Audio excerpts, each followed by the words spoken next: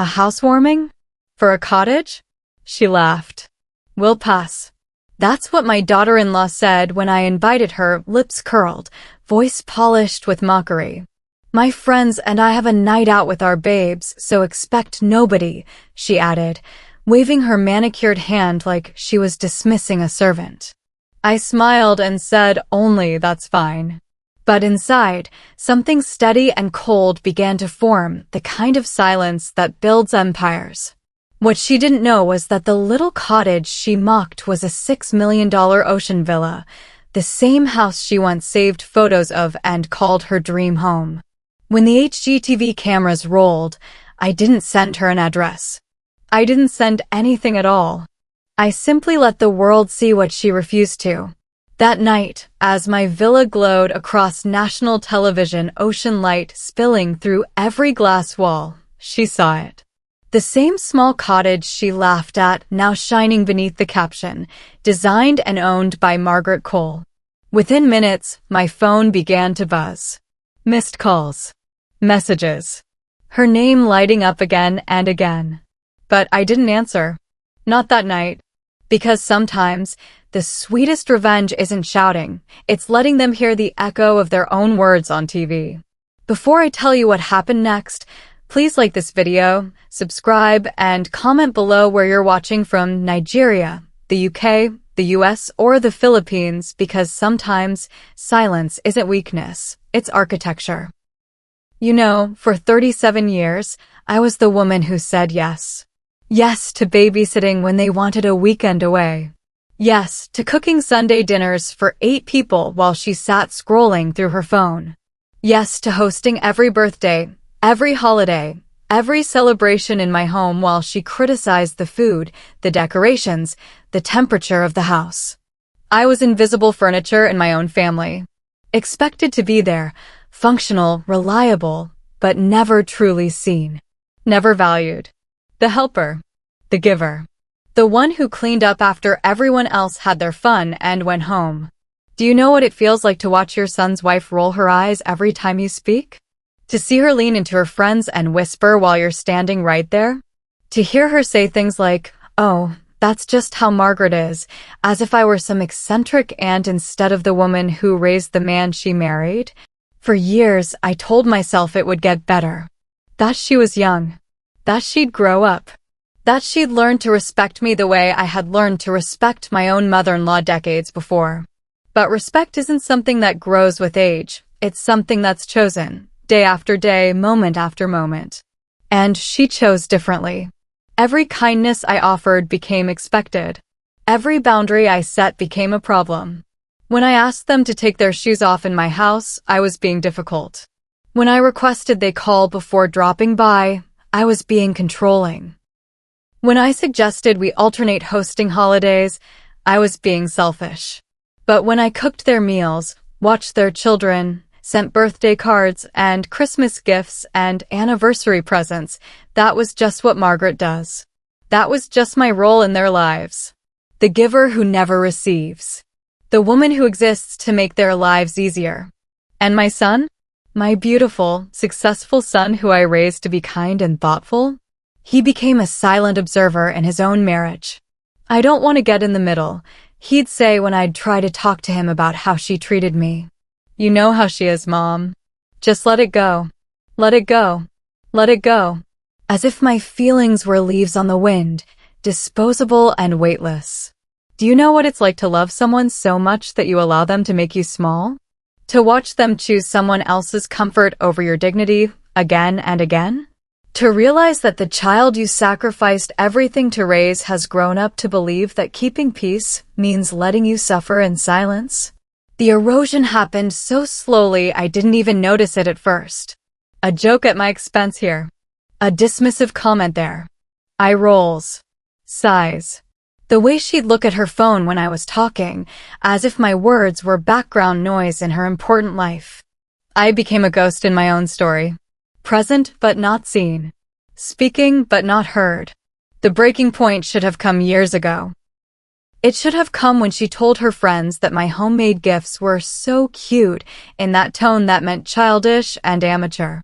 It should have come when she forgot to invite me to their housewarming party, but made sure to post dozens of photos on social media so I could see exactly what I'd missed. It should have come when she told my son that I was too involved in their lives, as if loving them was a character flaw, as if caring was a disease she might catch. But it didn't come then because I had trained myself to absorb pain the way some people absorb sunlight. I thought endurance was love. I thought tolerance was strength. I was wrong. The real breaking point came later, quietly, like everything else that truly matters in life. And it happened around a piece of furniture that has followed me through every home I've ever lived in. This old cedar table. I built it myself 43 years ago when I was pregnant with my son.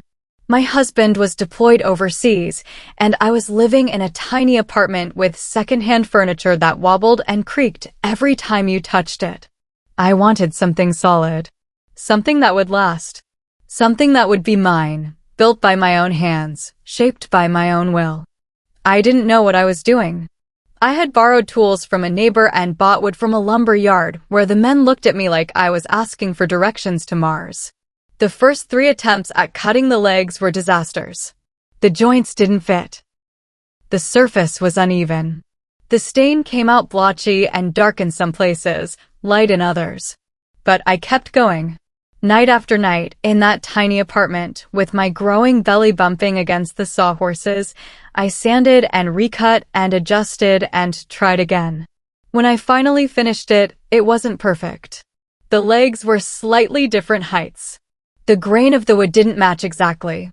There was a small burn mark where I'd set a hot pot down without thinking. But it was mine. And it was strong. And it held everything I needed it to hold. That table followed me through 7 different homes.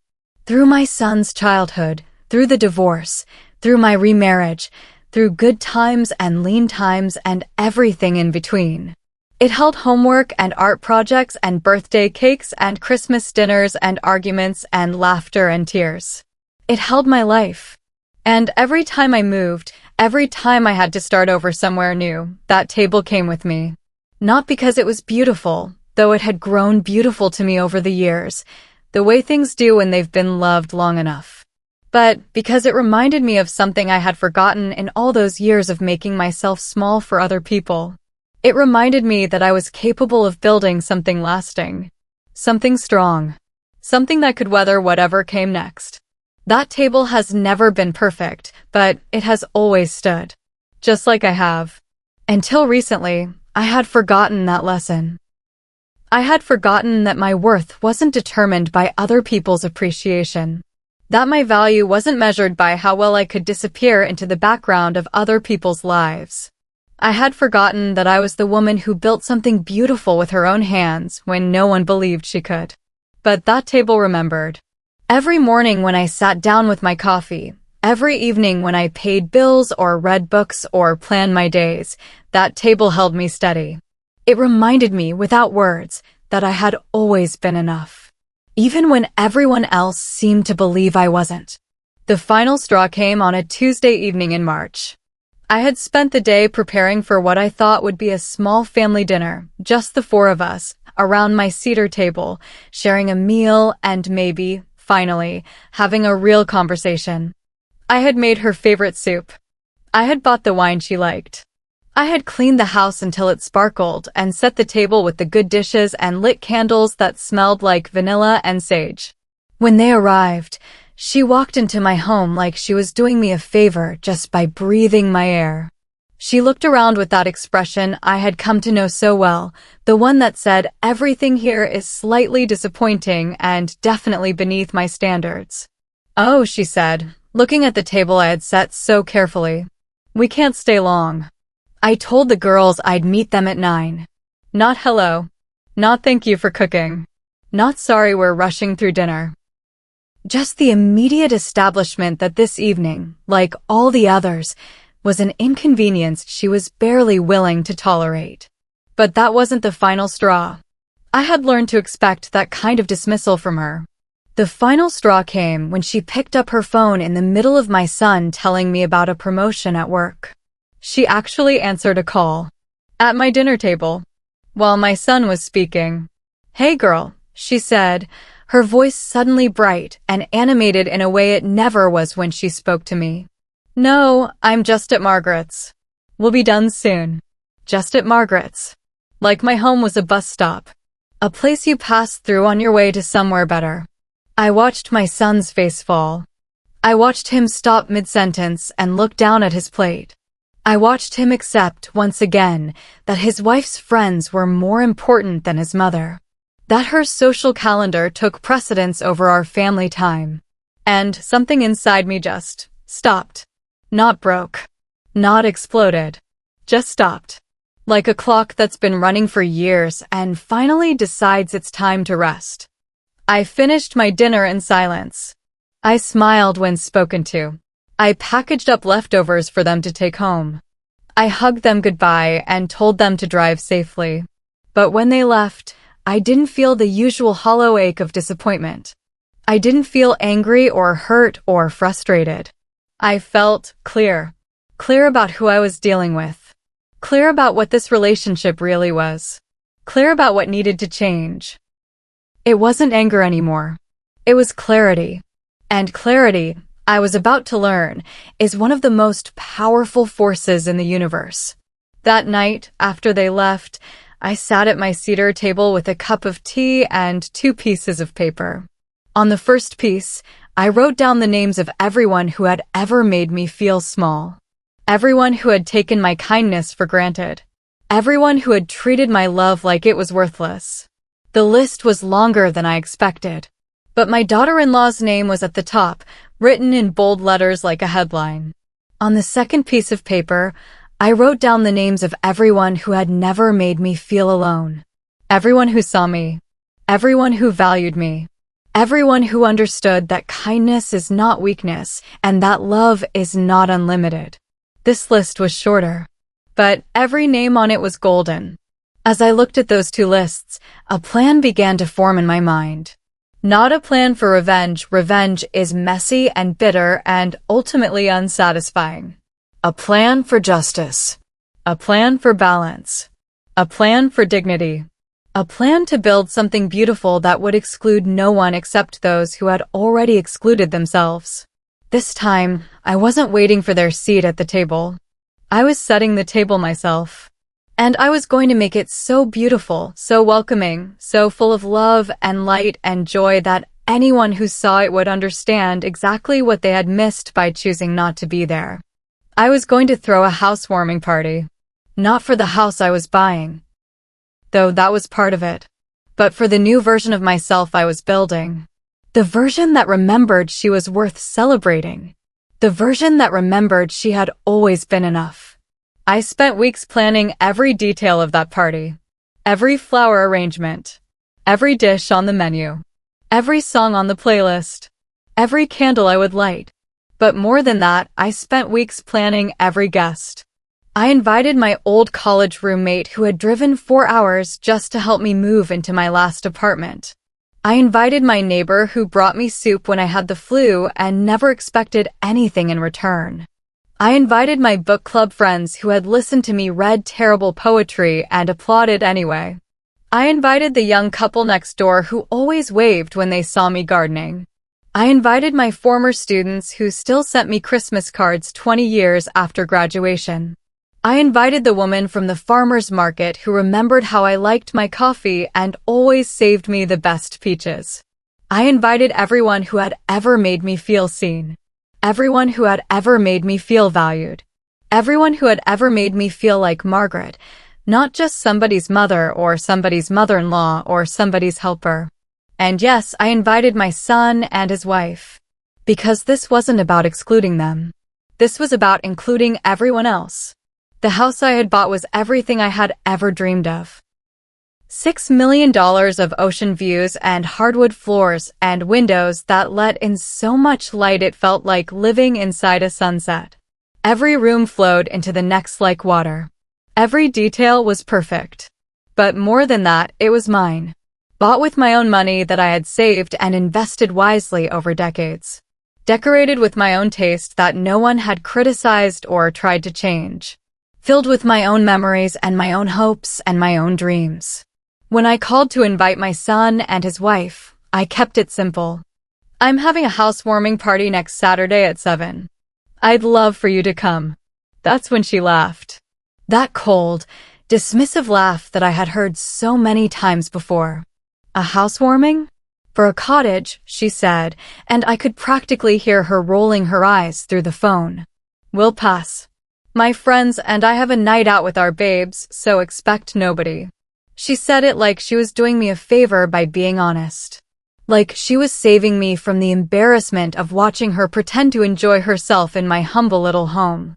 What she didn't know, what she couldn't know because she had never bothered to ask, was that the cottage she was dismissing was the same house she had shown me pictures of 3 years earlier. The same house she had sighed over and called her dream home. The same house she had said she would live in when we finally make it big. She had no idea it was mine because she had never asked where I was moving. She had never asked to see the house. She had never asked about anything related to my life unless it directly affected hers. I smiled into the phone and said only, "That's fine." But inside, that steady, cold feeling was building into something stronger. Something that felt like power. After I hung up, I called the HGTV producer, who had been trying to feature my house in their upcoming episode about coastal luxury homes. I had been putting her off for months, telling her I wanted to settle in first, get everything perfect. "I'm ready," I told her. "Let's film next weekend." The next week passed in a blur of preparation. Professional cleaners came and made every surface shine. Florists arrived with arrangements so beautiful they looked like works of art. Caterers set up stations throughout the house with food that smelled like heaven. But the most beautiful part wasn't the flowers or the food or even the house itself. The most beautiful part was watching my guests arrive.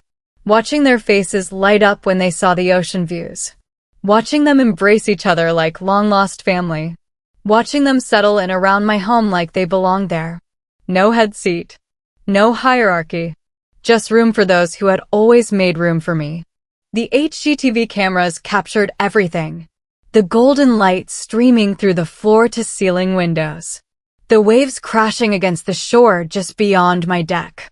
The laughter of people who genuinely enjoyed each other's company. The sight of me moving through my own home like the queen of my own castle. Because that's what I was. Finally, when the producer asked me to introduce myself for the camera, I looked directly into the lens and said, "I'm Margaret Cole, and this is my home." I built the table in the dining room with my own hands 43 years ago, and I bought this house with money I earned and saved myself. Everyone you see here tonight is someone who has always made me feel welcome in the world. So I wanted to return the favor. The cameras rolled for 3 hours. They captured every toast, every hug, every moment of joy and connection and belonging. And when the episode aired 2 weeks later, they captured something else. The sight of a woman who had remembered her own worth. I watched the episode at home, alone, with a cup of tea and a slice of the cake I had served at my party. My phone sat silent on the table beside me. I had turned off the notifications because I wanted to enjoy this moment without distraction. On screen, my house glowed like something from a fairy tale. The camera panned slowly across the rooms I had filled with love and laughter. It lingered on the details I had chosen so carefully. The art on the walls, the books on the shelves, the flowers on every surface. But mostly, it focused on the people. My people. The ones who had shown up when I needed them to. The ones who had seen my invitation as a gift, not an obligation. When my name appeared at the bottom of the screen, designed and owned by Margaret Cole, I felt something I hadn't felt in years. I felt proud. Not proud of the house, though it was beautiful. Not proud of the money, though I had earned every penny of it honestly. Not proud of the attention, though it was nice to be recognized. I felt proud of the woman I was watching on screen. The woman who had stopped waiting for other people to value her and had started valuing herself. The woman who had stopped shrinking to fit into other people's small ideas of who she should be. The woman who had remembered that she was enough. About halfway through the episode, my phone started buzzing. I had forgotten to turn it off completely, and now the calls and messages were coming through one after another. I glanced at the screen and saw her name lighting up again and again. My daughter-in-law, who was apparently watching the same episode one was. Who was apparently realizing that the cottage she had mocked was the same dream house she had once showed me pictures of. But I didn't answer. Not that night. I let the phone buzz and ring and chime while I watched the rest of the episode. I let her stew in her own shock and embarrassment and regret while I basked in the sight of my beautiful home filled with people who loved me. Because sometimes, the sweetest revenge isn't shouting back when someone hurts you. Sometimes, it's letting them hear the echo of their own cruelty when the world sees what they chose to miss. The next morning, my phone showed 47 missed calls and 32 text messages, most of them from her. The messages started apologetic and grew increasingly frantic as the night wore on. "Mom, I had no idea that was your house. Why didn't you tell me it was so beautiful? I feel so stupid. I wish I had come. Can we talk? I want to explain. Please call me back. I'm so embarrassed. I saw the show. Your house is incredible. I'm sorry, I didn't know." The messages kept coming, each one more desperate than the last. She wanted to explain herself. She wanted to apologize. She wanted to make it right. But what struck me wasn't her panic. What struck me was the complete absence of my son's name from my missed calls. He hadn't called once. Hadn't sent a single message. Even now, even after seeing his mother's triumph broadcast to the entire country, he was staying silent. Still avoiding the middle ground. Still choosing the path of least resistance. That hurt worse than anything his wife had ever said to me.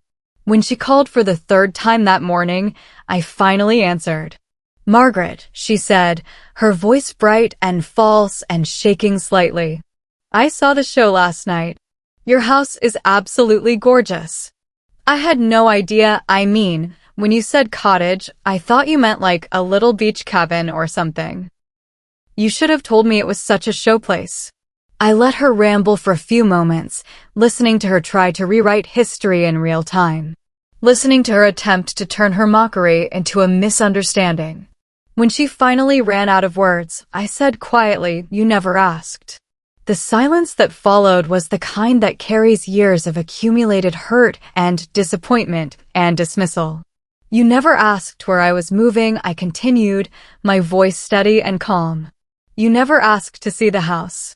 You never asked about the location or the size or the price or anything else about the place where I plan to spend the rest of my life. You just assumed it wasn't worth your time." "But Margaret, You made a choice," I said, cutting her off gently but firmly. "You chose not to come to my party. You chose to laugh at my invitation. You chose to prioritize your friends over your family. Those were your choices, and you made them based on your own assumptions about me and my worth." Another long silence. "Now you know," I said. "Now you know what you chose not to see." I hung up before she could respond. Not out of anger, but out of exhaustion. I was tired of managing other people's emotions. Tired of making excuses for their bad behavior. Tired of accepting crumbs and calling it love. The phone rang again immediately, but I didn't answer. Instead, I made myself a cup of coffee and sat at my cedar table, looking out at the ocean through my beautiful windows. For the first time in years, I felt truly at peace. A few days later, my son finally called. Not his wife, him. His voice was quiet and uncertain, like a child's. "Mom," he said. "Can we talk?" "Of course," I said. Would you be willing to have us over for dinner?" "Nothing fancy. Just the four of us. I think we need to clear the air." I almost said no. Part of me wanted to let them sit with their discomfort a little longer. To let them understand what it felt like to be excluded, to be dismissed, to be treated like an afterthought. But the larger part of me, the part that still loved them despite everything, said yes. "Saturday at 6, I said. "And son?" "Yes. Bring flowers. Not for me, for the table." It deserves something beautiful. Saturday evening, they arrived exactly on time. My son carried a bouquet of white roses, and his wife stood slightly behind him like she was using him as a shield. She looked smaller than I remembered. Nervous. Her usual polished confidence had been replaced by something raw and uncertain. "Margaret," she said as they came through the door. "Your home it's incredible." "I'm so sorry Let's eat first," I said, guiding them toward the dining room. "We can talk after." I had set my cedar table with simple white plates and cloth napkins. No cameras this time. No guests. No performance. Just the four of us and the space between us that needed to be either bridged or officially acknowledged as unbridgeable. Dinner was quiet. We talked about safe things, the weather, my son's work, the neighbors I was getting to know. My daughter-in-law complimented the food multiple times, her voice bright and desperate. She was trying so hard to be the daughter-in-law she had never been before. Helpful. Appreciative. Present. It was almost painful to watch. After we finished eating, she insisted on helping me clear the dishes. In my kitchen, she moved carefully, like she was walking through a museum. "Margaret," she said as she scraped plates, "I need you to know how sorry I am. About the party. About everything. I've been thinking about it all week, and I realize I've been awful to you. Not just about the house, but for years. I've been selfish and dismissive and cruel, and I don't know why." I stopped loading the dishwasher and looked at her. Really looked at her. For the first time, I saw past the makeup and the designer clothes and the carefully constructed image to the person underneath. She looked tired. And young. And scared. "I do know why," I said gently. "You've been protecting yourself." Her eyes filled with tears. "Protecting myself from what?" "From caring too much about what I think of you. From letting me matter to you. From admitting that maybe you need something from me that you've been too proud to ask for." She covered her face with her hands and started to cry. Not pretty tears, ugly, honest tears that came from someplace deep and real. "I wanted you to like me so badly when I first met you," she whispered. "But you seemed so perfect. So together. Like you had it all figured out. And I was just this messy girl who didn't know how to cook or keep house or any of the things you were so good at. So I decided to act like I didn't care what you thought. Like I was too sophisticated to need your approval." I handed her a tissue and leaned against the counter.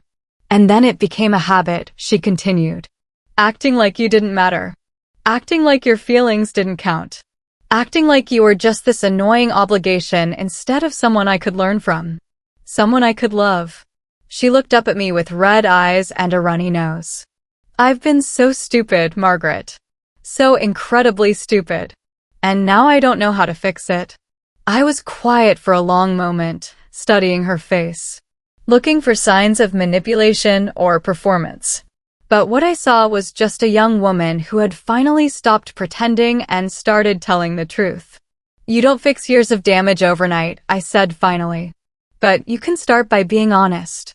With me, with my son, and with yourself." She nodded frantically. I want to do better. I want to be better." "Then be better," I said simply. "Not just tonight when you're embarrassed and scared. Be better next week when this conversation is a memory. Be better next month when the guilt has faded. Be better next year when you think I've forgotten how you used to treat me." "How do I do that?" "You start by seeing me," I said. "Really seeing me. Not as an extension of my son or an obstacle to your happiness or a relic from a generation you don't understand. You see me as Margaret. As a whole person with feelings and opinions and dreams and needs of my own." She was nodding again, wiping her eyes with the tissue. "And you stop making assumptions about what I can offer you," I continued. "You don't know what I'm capable of until you ask.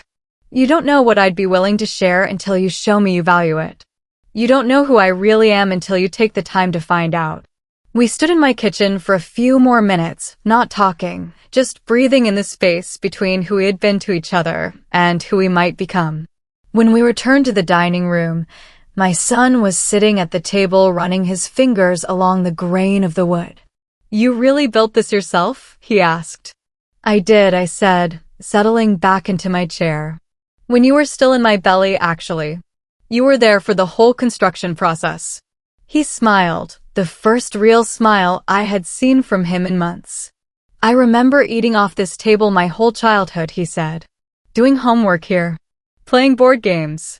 Having those talks about girls and college and what I wanted to be when I grew up. This table has held a lot of conversations," I agreed. "I want it to hold more," he said, looking at his wife and then back at me. "Good ones. Honest ones. The kind where we actually listen to each other instead of just waiting for our turn to talk." My daughter-in-law reached across the table and put her hand over mine. "I'd like that too," she said. "If you'll let me try again."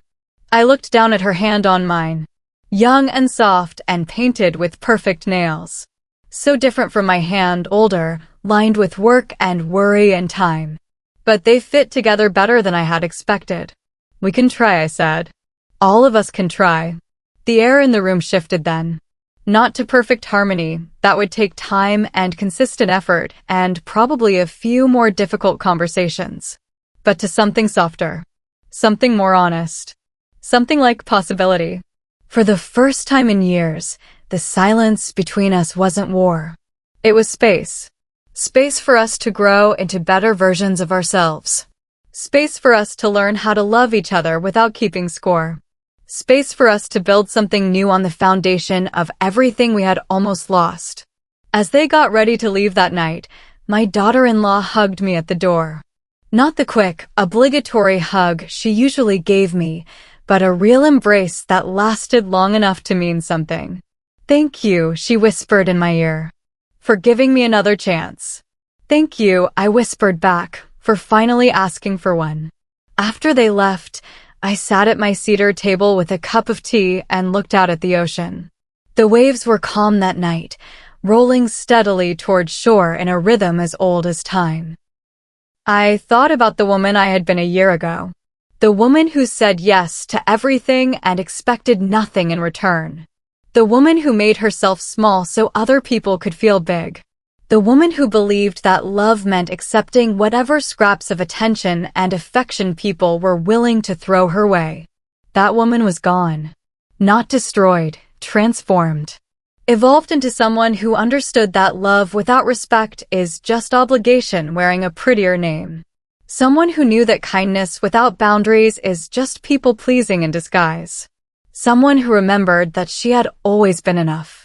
My phone sat silent on the table beside me. No desperate calls or frantic messages. No one trying to manage my emotions or minimize my experience or convince me that my feelings were wrong. Just peace. Just quiet. Just the sound of waves and the feeling of coming home to myself. If you've ever been underestimated by the people you love, this story was for you. If you've ever made yourself small to fit into someone else's idea of who you should be, this story was for you. If you've ever forgotten your own worth in the process of trying to prove it to others, this story was for you. Sometimes walking away isn't losing. Sometimes it's the only way to build peace on your own terms. Sometimes silence isn't weakness, it's the strongest foundation you can lay for the life you actually want to live. Like this video, subscribe, and tell me in the comments. Have you ever been disrespected by someone who later tried to come back? I read every story you share, because your voice matters just as much as mine does. Because silence isn't weakness. It's design. It's architecture. It's the space we create for ourselves to become who we were always meant to be. And sometimes, it's the only revenge we need.